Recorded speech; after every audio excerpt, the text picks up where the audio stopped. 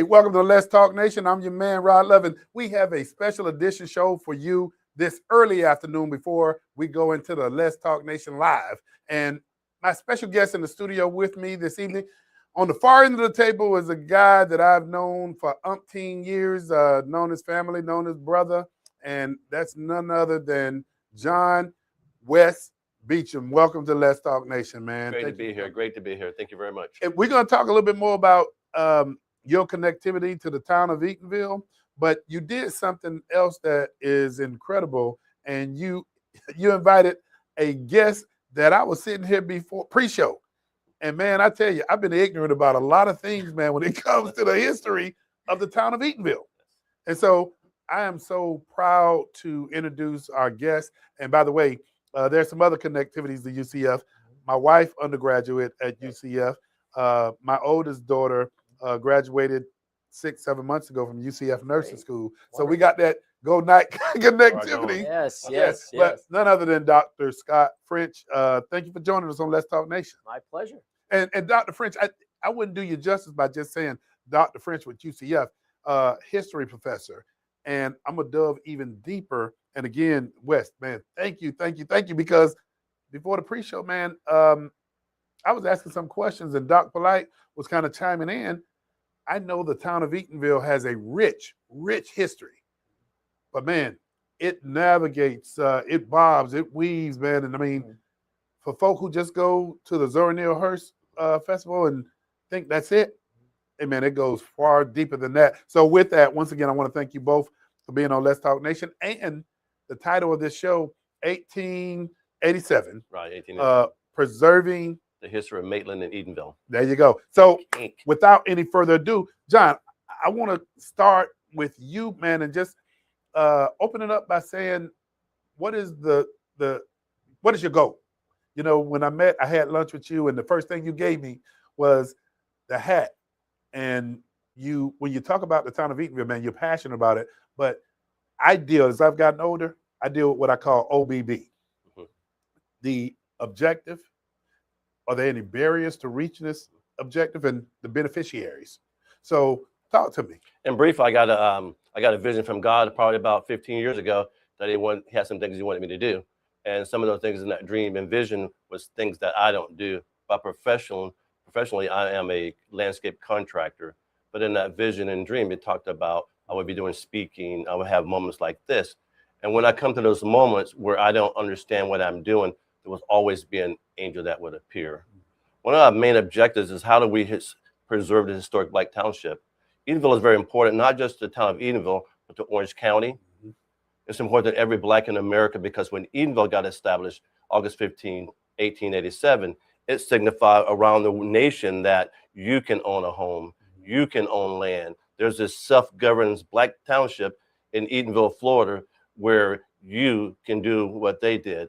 And the question that rings around all the nation, all the major newspaper, how can those Negroes self-govern themselves? You know? I tell you, that's a good opening, man. I mean, just opening conversation. For those of you who are tuned in, we welcome you to dial into the show, ask questions. We have a historian. Then we also have a native from the town of Eatonville in West. That phone number is 407-921-6195. And Dr. French, I want to ask you, we know the town of Eatonville is the oldest township, incorporated township in the United States, correct? So often I hear people talk about Oklahoma Black Wall Street.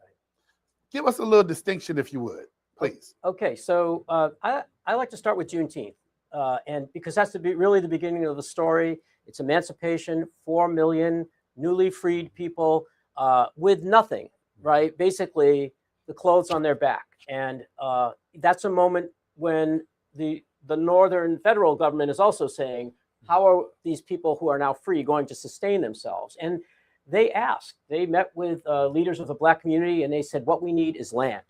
And as early as January 1865, the war is still on.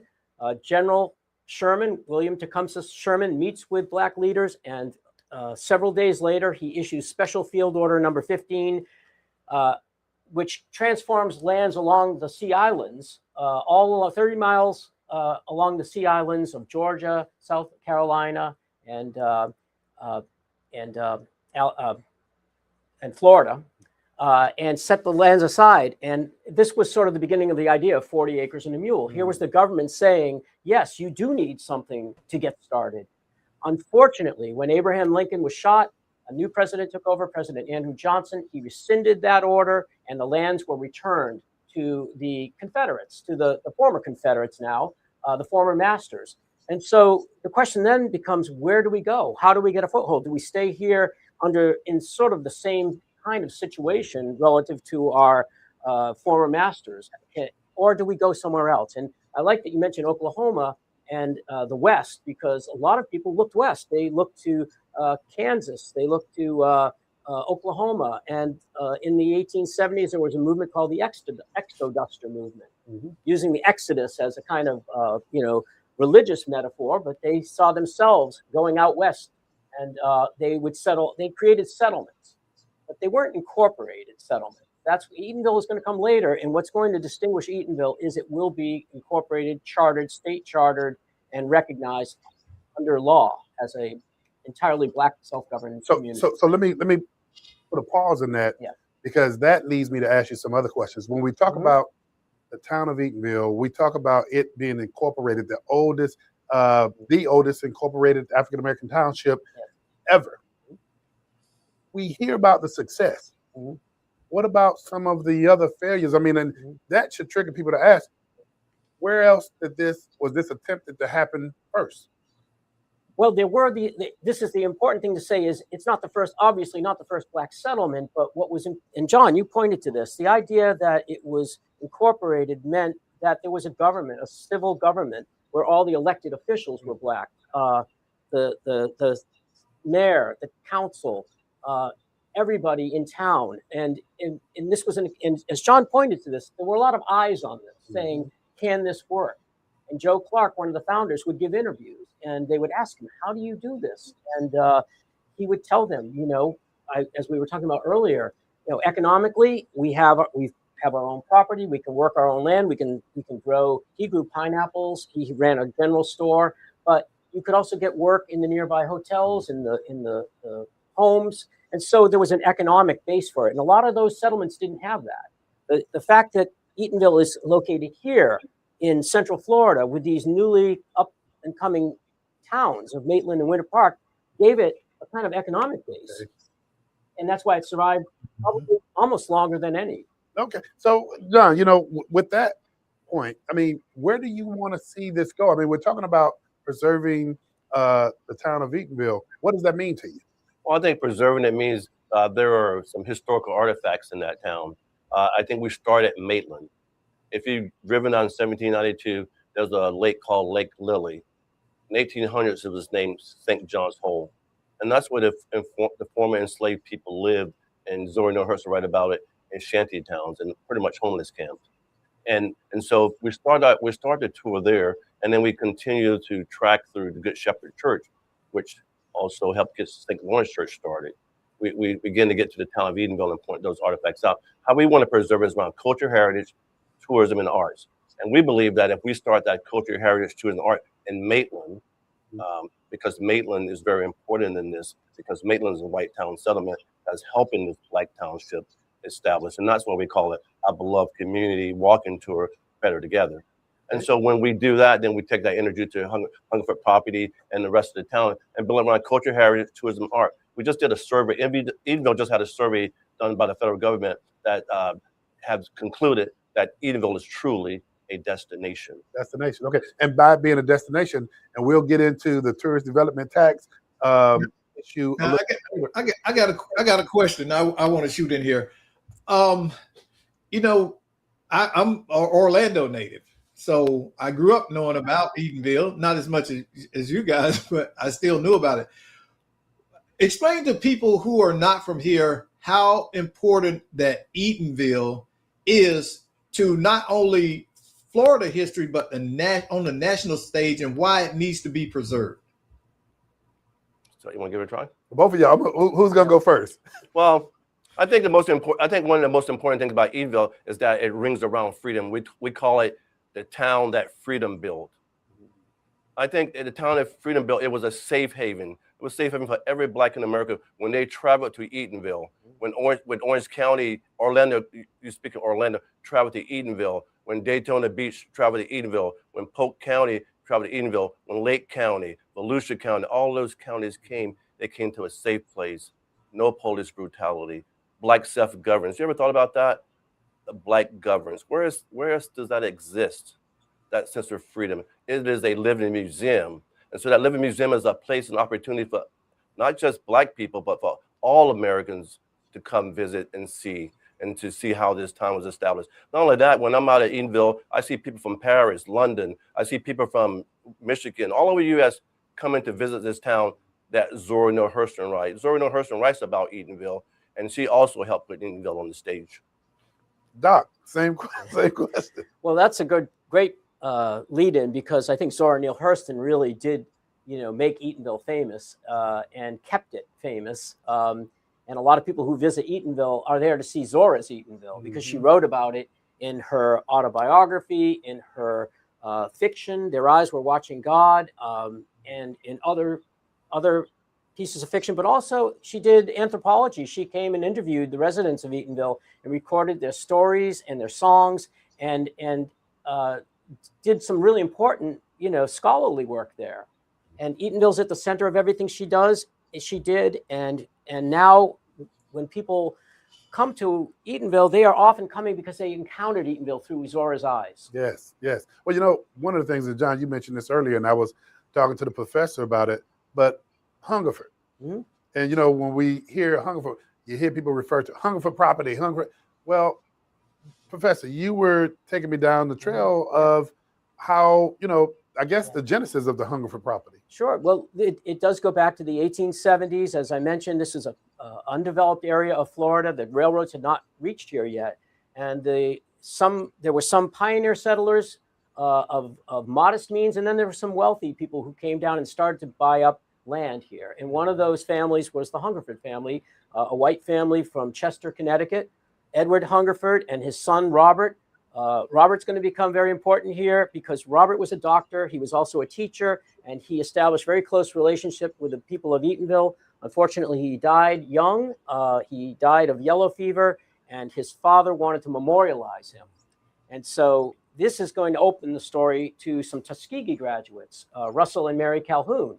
They graduated from Tuskegee, Booker T. Washington's Tuskegee Institute. They were newly trained teachers. They came to Florida, came to Orlando, and they were hired to work in the public schools. But they had a bigger vision. They wanted a school much like Tuskegee that would serve the black population throughout the area. And so Russell Calhoun read something about Edward Hungerford offering land to Edward Waters College to start a satellite school here. And that fell through. So Calhoun writes a letter to Edward Hungerford and says, would you be willing to donate that land to us if we would like to create a school? And he said, I will give you 40 acres if you dedicate it to education, the education of black children. And also, I want it named after my son, Robert. And so that's how we got to the Hungerford property. Well, we look at, one of the reasons we fight about it sometimes is because OCPS and others say that Hungerford donated land, and he did, and that it was all Hungerford. But Hungerford also said that if the town resident match his land, donate another additional 40 or 50 acres, then he would go through with that deal. And we still have some of the descendants live today, like the Mosley family and several other families that actually made a contribution to that Hungerford school. And that Hungerford school also, it tells the story. Booker T. Washington actually came and visit the campus. Which he had at the time he had George Washington Carver on faculty at the Tuskegee. President Eleanor Roosevelt came and visited this campus. And people look at Eatonville like it's just a piece of land, but there's something significant happened in Eatonville. I mean, when we look at things like Gettysburg, it's just a bunch of green land, and people visit it year in and year out because something significant happened there. Well, I'll tell you this: I'm very optimistic about the future of the town of Eatonville, and I'm not all that familiar with Mayor Ruthie Critton, but I'm impressed with her. I'm impressed with her leadership.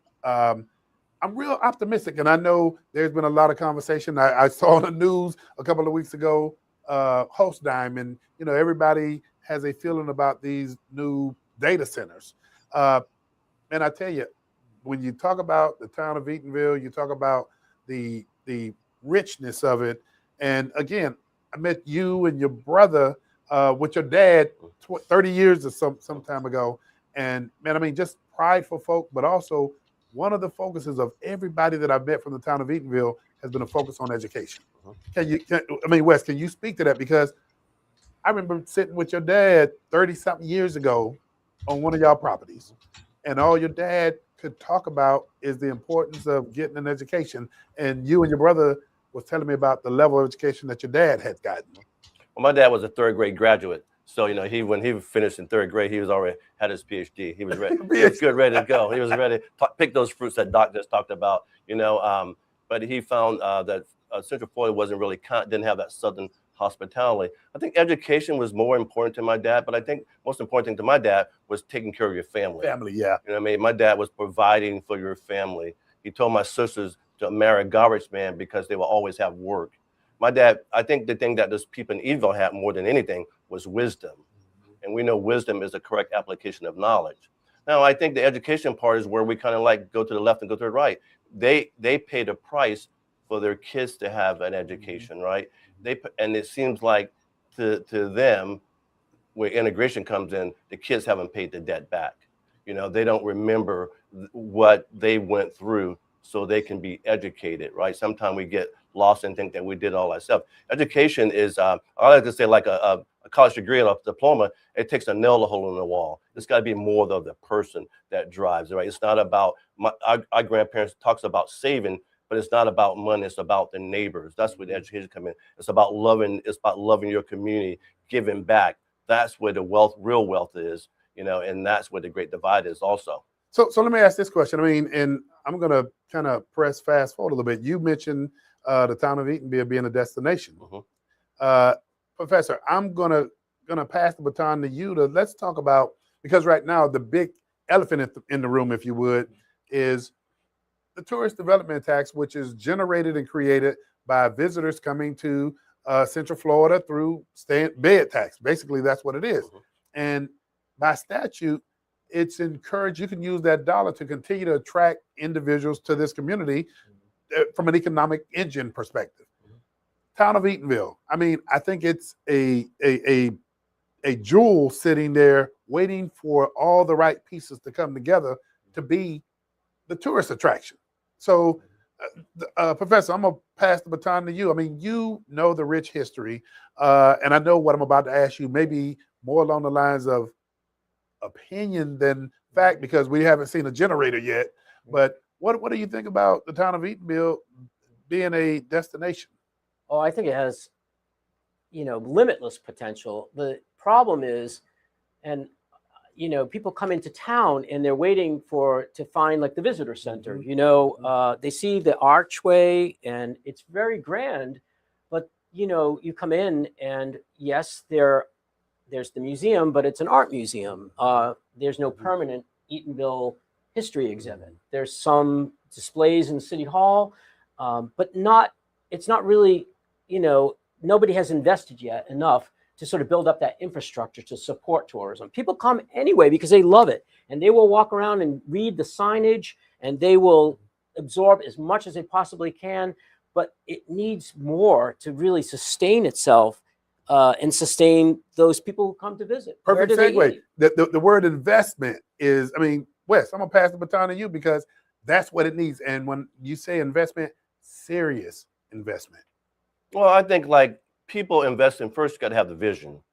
I like to say Uncle Walt Disney, when he came to town, he didn't have all the money, but he had a vision, right? And I think our town has a vision, right? But I think a lot of, when we speak of the government, want someone else to tell them what the vision is in the story. So what I find is that most people inside the town really don't know the story, right? They don't understand. They haven't done the walking tour. They haven't gotten a chance to visit, know how important the PEC, which is the Zoriel Hurston Museum, is important. It's not just how important that is. So that's the economic engine. But once we get the vision, we do have a vision now. We're all echoing the same words: culture, heritage, tourism, and art. And that's why we sometimes push back against developers that come in singing a different song. See, most of the developers coming in now are singing a social service hub, a medical clinic, early childhood. It's like they treat us like treating it like it's a zip code. So if you look at the 32805, which is over by Citrus Bowl, that's a zip code. So you can make those changes. The 32801 is Paramore, and where the rooming house was. So you can make those changes, and you can create homelessness. And that's why if you go downtown Orlando, Paramore tonight, 8 o'clock, they're lined up under the bridge and expressway. Where did they come from? And so we kind of stopped that from happening in Eatonville. So we're having the tough discussions about how do we create something with a vision that people will come year after year after year after year. Because when you invest around history, you don't have to do anything in it. And that's an important distinction. I'm going to tell you, because I literally watch the culture and the history of Paramore be erased as I grew up. I'm a child of the 60s, grew up in the 70s.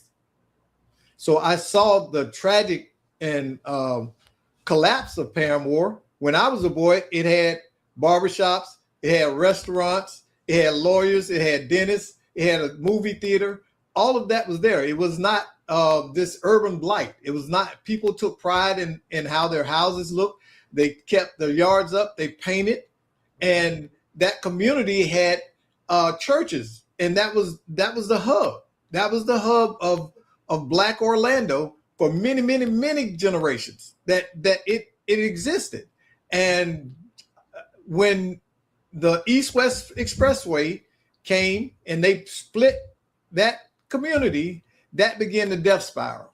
So it wasn't addiction and homelessness. It was an intentional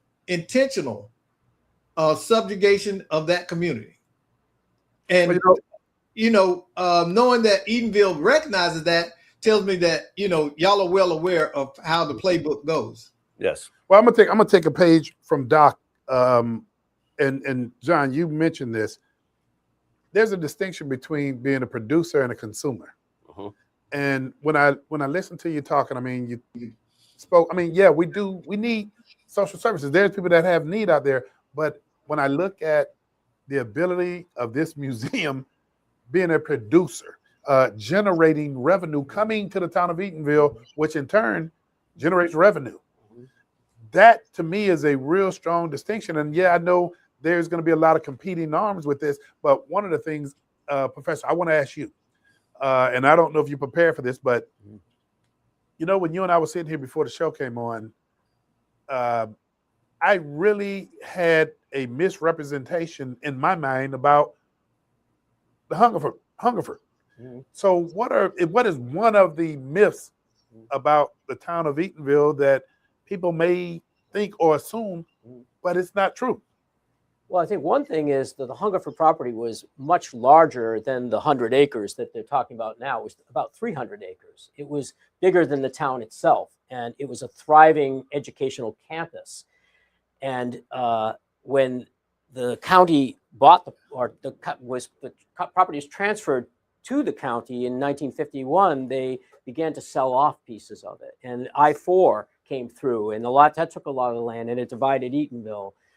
So I think when you think of Eatonville and Hungerford, you might not realize, what a thriving center it was at one time. You drive through today, maybe you don't see a lot of activity, but it was a destination. So we're having discussion on what we see now, yeah. But it was twice as large as it is now. Well, you could talk also about Club Eaton, which was a destination. Oh, Club Eaton destination. We're kind of revitalize that now. I think when you talk about like economic impact, I think like we have a plan. We have a plan where we have proposed, and I shared with some of the investors, like a hotel. We have Traveler and Leisure there now that's doing early childhood in North Orange County. There's nowhere in North Orange County from Orlando back to Maitland, Winter Park that you can have a wedding, a gala, or anything for more than 300 people. We have that space for that, right? We can create a main street like downtown Disney or downtown Nashville, where we can talk to Bobby Flay and Martha Stewart and say, hey, give us some chefs from New York City, worldwide chef, and let's create a cuisine on this Joe Clark Parkway that people from Sand Lake Road would drive here and want to taste our cuisine. If we look at where Host Time is today, and we talk to Orlando Partnership and say, hey, can you find some corporations like Apple or what tech corporation to fill this corridor up? So when they have their employees come in town, they have a place to stay. When they have conventions, they got a place to have conventions there in Orlando, because we are the perfect destination from that. Eatonville, economic impact for Eatonville, they get paid tourist tax dollars, they get paid tax off every door, tax off every meal, every wedding, every convention, and we become the economic home. So it is a gift that continues to replenish itself. And then we talked about putting an amphitheater in there, so we can have a concert for no more than 2,000 people. We don't want 5,000. We don't want to get crazy. We just want to keep it where some old guy like Billy Joel can come in, and then create that Zora Neale Hurston Museum. Yes, the museum is fine, but we don't want developers owning that museum, and we don't want developers telling what's going to be in that museum, because who knows, they may put Confederate soldiers in and tell us that we benefit from slavery with the climate that we live in today. We feel like we have the expertise, we have the nonprofits, we have historian professors, we have Maitland Art and History as a partner, and we could tell our story better than anyone else about historic Eatonville. We have artifacts, like on that ground today, there was a archaeological study done in 2003 by the state, and it shows that there are buried artifacts from the school in 1899 still on that land, but they want to develop on it. It's like we have a cemetery one of the oldest Black cemeteries in America that still exists, that has potential of gathering people. So we have it there, but we want the investors to invest in our story. But we want them to make money too. But I think that if you have an investor that comes in that deals with culture heritage, that deal with tourism, that can help tell that story, we all can benefit, right? We're not going to erase it. This is a living museum, and not only just for Eatonville, but for Maitland too. We're joined at the hip. Zora Neale Hurston writes in her memoir, I think Doc could tell it better, because this is something that I've learned from him and Professor N.Y. in the theory, Dr. N.Y. in the theory, is that Zora said, white Maitland and Negro Eatonville has never had an incident of any discord between the two townships. For over 139 years, Eatonville has been thriving, and it's been a great relationship. Eatonville has the lowest crime rate in Orange County. Professor, I saw you on the edge of your seat a couple of times too. I was thinking that Eatonville's a very welcoming place. I think if there's misconceptions, it might be that people don't know, am I welcome in Eatonville? Yes. And there's the annual festival, and of course that gets a lot of attention, and it welcomes people from around the world. And so I think if anyone has a misconception, Eatonville's story is everyone's story, and anyone who loves history, who loves American history, Black history, who loves Zora Neale Hurston, they will find something in Eatonville. So, on that note, and this is one of my punch notes to ask you, and you just kind of walked right into that for me. Who are some of Eatonville's other important figures whose stories deserve to be told? I mean, there's so many, just like locally, Judge Brunson, Theodore Brunson, a judge in Orlando. From Eatonville? From Eatonville. We look at Deacon Jones, NFL great, Hall of Fame. From Eatonville. From Eatonville. We look at Norm Lewis, the first Black Phantom of the Opera, Broadway Phantom of the Opera, from historic Eatonville. And not only he's from historic Eatonville, on Saturday we had a community meeting, and he zoomed in and shared his opinion, shared his thoughts with us, because he also now understands how important Eatonville is. It's not just to Eatonville, but it is super important to Orange County. There's 77 million visitors come to OIA, and some of those people are making Eatonville their destination, their stop. And if we invest in that, not just as Orange County, and we invest in that, the return is greater than just a theme park. It shows that we have a good Black history corridor, because if you look at Paramore, we just mentioned, it's erased. If you look at 32805, which they claim is the worst zip code in Orange County and Orlando, it's been erased. And we just feel like that 32751, which is Eatonville, and we shared it with Maitland, is that it is the jewel. It is the treasure. Let's talk about this. We've talked about the rich culture of the town of Eatonville, and we've mixed it back and forth when we talk about the tourist development tax and the possibility of a museum. Well, that museum, in my opinion, wouldn't necessarily just be isolated to the town of Eatonville's history. It would be related to the history of African-American history throughout. So, give me your thoughts about that, because I mean, the town has a rich history. Zora, we know, has a rich history, but African American history far expands beyond the town of Eatonville. So, what are your thoughts? We'll let the historian go first. Well, I mean, even if you love Zora Neale Hurston, she was someone who studied the world and traveled widely and conducted interviews with peoples from all cultures around Florida, and was recognized as a genius of the South. Okay. And so, you could build around that story. It isn't clear yet, what the focus of the museum will be. I know that originally the idea was for a Florida museum, right? Black History Florida, the statewide, and there's certainly a lot to talk about there. Yeah. And I think about the museum is like, I think like there's always room for growth. Yeah. But let's have a starting point. Let's tell Eatonville's story. Let's tell Zora's story, just like the Smithsonian's. If you go to Smithsonian, it says there's a spot in there that says Eatonville, Florida, the first Black municipality in America. It talks about Joe Clark. It talks about Josiah Eden, Maitland first mayor, who we got our name from. It talks St. Lawrence Church got its name from the guy that sold the land, Lewis Lawrence, the Northern Abolition, that sold land to the Blacks in Eatonville. So let's start with Eatonville, and then we're expanding that. There's nothing wrong with increasing story, because most art and museum history rotates and floats. So there's always room for exhibits of certain type, like the Tuskegee Airmen. I can see it as there's a straight tie to us. Another famous is Zora Neale Hurston. She lives there. Zora Neale Hurston talks about Africa Town, where the last slave ship sunk. She writes about the Clotilda and Mobile, Alabama. That is a connection. We got a strong connection to Tuskegee. There's so much to tell there. Circuit. The Chitlin Circuit. The Chitlin Circuit. Yeah. Chitlin Circuit is the unofficial name for the Black entertainment circuit that was very popular during segregation times. Club Eatonville was a major destination. The Quarterback Club in Orlando. People like Muddy Waters, B.B. King, and all these people would come through. Clarence Carter.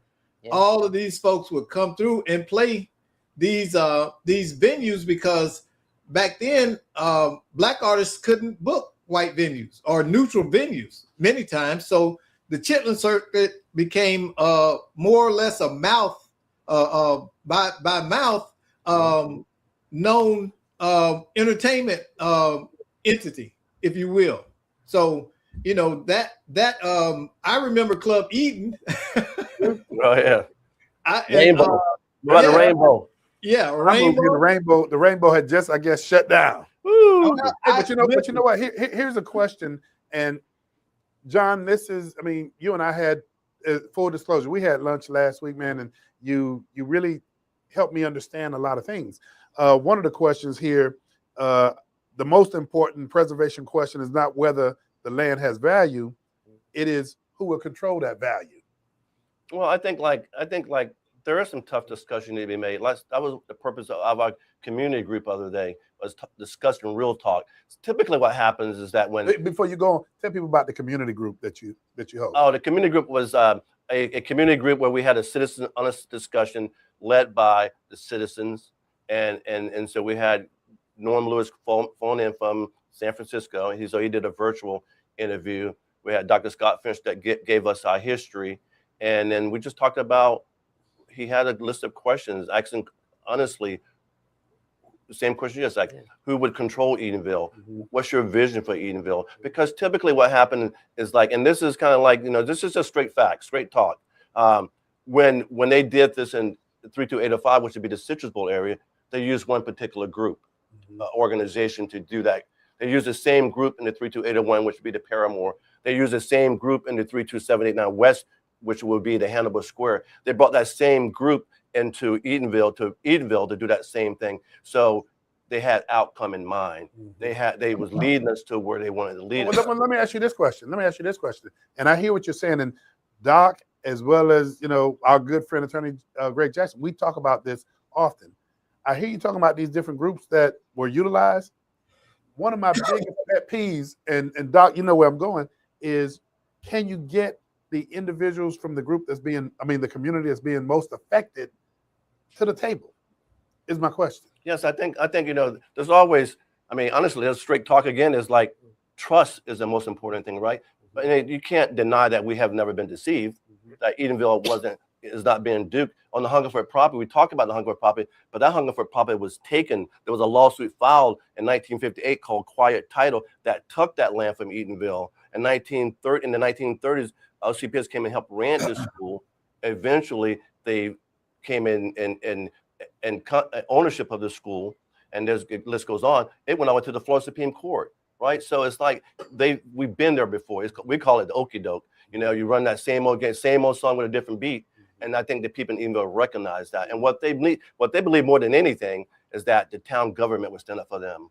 They feel like the town government is going to fight for them, and when the town government doesn't fight for them, they get left out, and these deals get made. And that's where we are today. It's not that the people aren't willing. The people are just, and it doesn't matter where you live. It's just the fact that when the people feel like they're not being heard, and we did this once, we did it twice, and that's why we tried what we did on Saturday, is to have an honest conversation, to let people open up their hearts. And some of the things came out like people are afraid to come out and talk. Some of the we compiled some notes that I'll share with you. They poured their heart out. They want what they want to see. They want to see some homes. They don't want to see a bunch of affordable homes. But if you look at the developers list, those things are on the list. And so, and who approves that? It all stops at City Hall and Town Hall.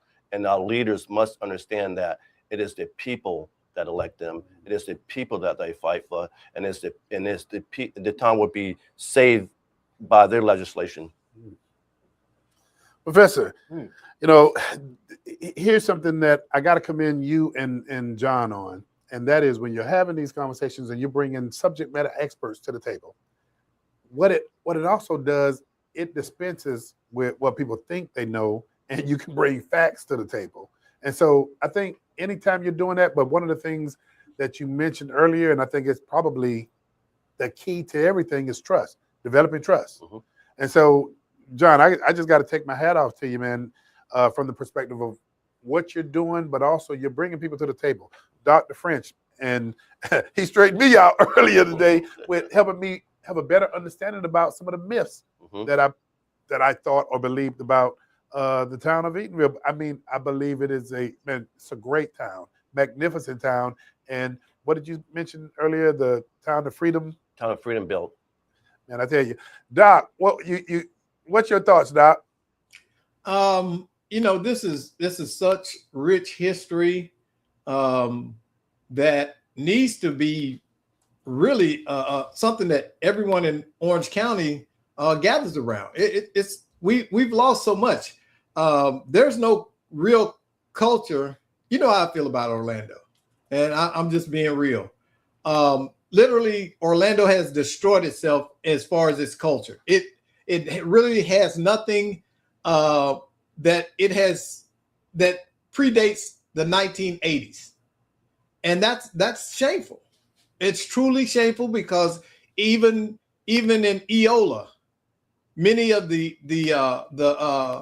houses there, which were the wooden houses, I forgot what you call the style, but at one point that area was full of them, and Edgewater too. But now everything is brick and glass. Why do you get rid of your culture and your identity? And this is why it feels so transient in Central Florida. There is nothing that unites the people of Orlando. Nothing. There's no shared history. There's nothing, literally. And Eatonville is the last shining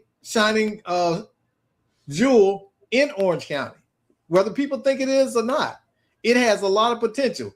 I would love to see Eatonville become a destination where they can walk a walking tour, where they see people living in the town reenacting what the residents there. They can have, like, we used to call it telling lies. Old men sitting on the stoop telling stories and fables and all of that kind of stuff. I grew up hearing those things. Hey, Doc. Doc, one of the things, as we're having this conversation, man, and winding down, the question is, who has responsibility, and I got a couple of notes here when we talk about who has responsibility. Eatonville should not have to carry the burden of preserving its national relevance by itself. And when we talk about who should be included in the responsibility, I'm going to tag team up for some of the things that you mentioned, John. I think the institutions that should be responsible for the direction, town government, of course, you mentioned that, Orange County, of which, when we talk about TDT, that's where the ultimate decision is going to come from.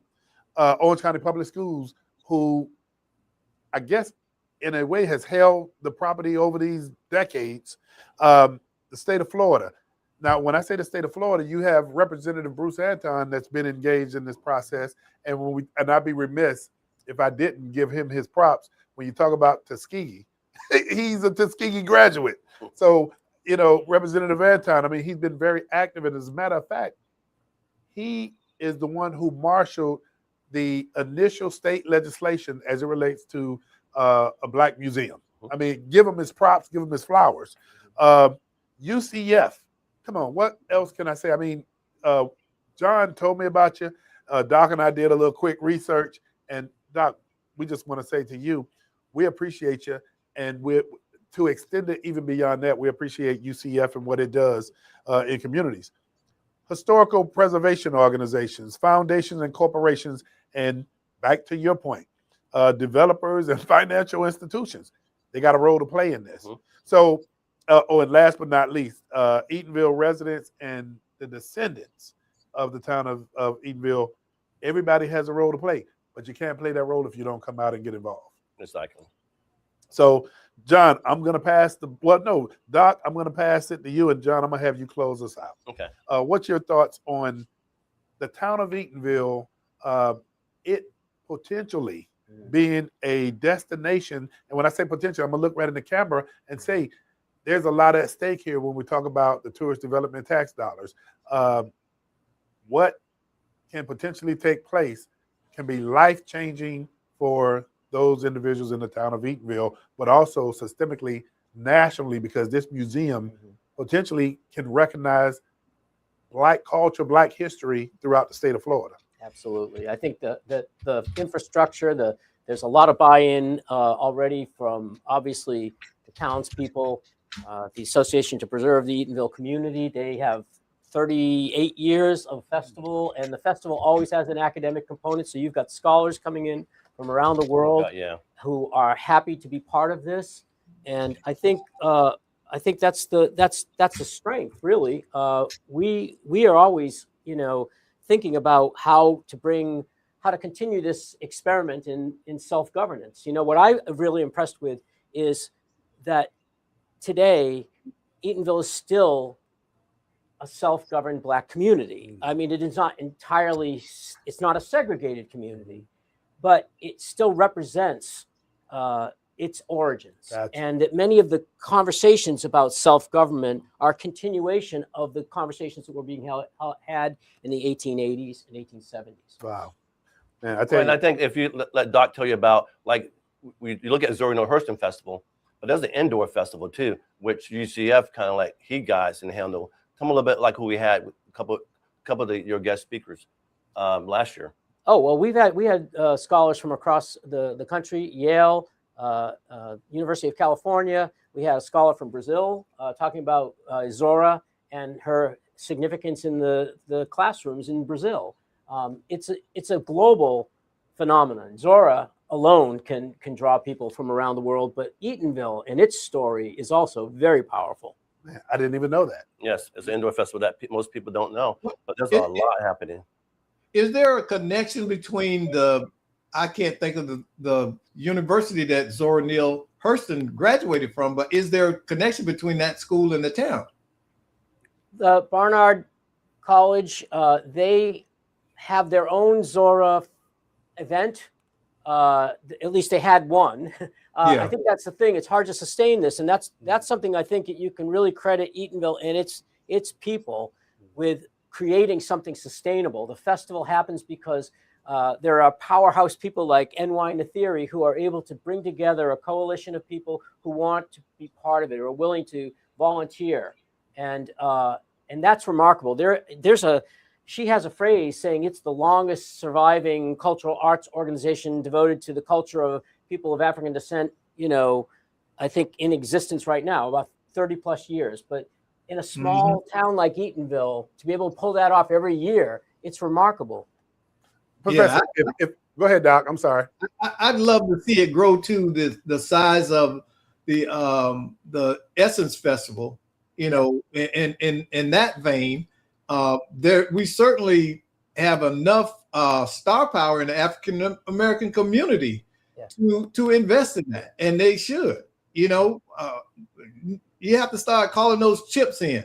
You're right. Yeah, You're right. yeah. Hey, Professor, I'm sorry. Sure. How would anybody get a hold of you if they want to connect with you as it relates to anything dealing with history, but in particular, you, man, I tell you, you're a gold man when it comes to the town of Eatonville. How would anybody get a hold of you? Well, I'm on the UCF History Department website, and you'll find under faculty, you'll find my contact info. Okay, good enough. Thank you, John. Yeah, sure.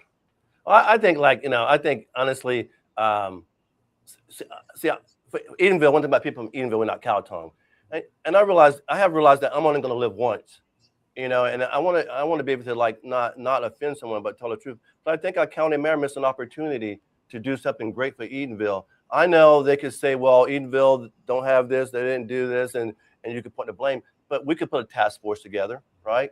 We could put a task force together to explore how can we invest in Eatonville. We talk about legacy, I think like the transportation bill is a good bill. We need it. But I think also you could put a task force together and say, how can we create that Zora Festival? Who can we put with the county to match up with the PEC in Wine and Theory and say, let's invest in this? I think some of our corporate partners in town has an opportunity to tell their employees that we invest in community, right? Like most of their slogans is talking about community, but those dollars don't get to Eatonville for some reason, but they get other places, right? Like we have this host time that has anchored their operation in Eatonville. Are they investing in that festival, right? And I think so. I think Orange County could do something about it too. Whether you think Eatonville has the standards that you require, but you can certainly put a task force together, a commission together to work with Eatonville. You could put the trustee board together to govern that and then help guide that so we all benefit. This is not just about Eatonville. It's not just about Black people. This is about Orange County. This is about our nation. Eatonville is American history, and they should want to invest in that in a way that will lead generation to generation. So when we have that Citrus Bowl Black Classic game, and those beautiful Black people can come over to Eatonville and hang out and smoke them a cigar and have them a beer. Spend some money, and create some revenue. And stay in that hotel we're going to build. Visit that museum. It's a story that they'll tell the world. Yeah. Over 2,000 years, we've been talking about that baby that was born in the manger, roamed this earth, died on the cross and rose again. It's all about the story. All about the story. It's all about the story. And Eatonville has the story. Well, John, want to thank you and Dr. French for joining us on Let's Talk Nation, but more so than that, joining us, and part of solving any problem is having dialogue. Mm-hmm. And that is what we're doing. But you know what? That dialogue has to be frank, it has to be direct, and everybody just has to kind of step back and come on. This is the time where we often say, let's check those egos at the door and look at the objective. How do we solve the objective? What are the barriers? Who are the beneficiaries of this? And so with you and Professor French coming and good friend Doc Polite, we want to thank you once again. And invite people to my site. Yeah, absolutely. I'm sorry. My website is Eatonville1887.com. You can reach us at info@Eatonville1887.com as an email. But Eatonville1887 is our website where we do a walking tour. We tell the shared history of Maitland and Eatonville. I never want to forget about Maitland, right? Maitland played a role in this. And because of Maitland and Eatonville, those two communities can create that economic corridor that will last forever. You get more done by collaborating than you do by shielding yourself off. Wes, how long are these tours, these walking tours? What's the duration? Oh, some say 1 hour. You'd be lying if you did.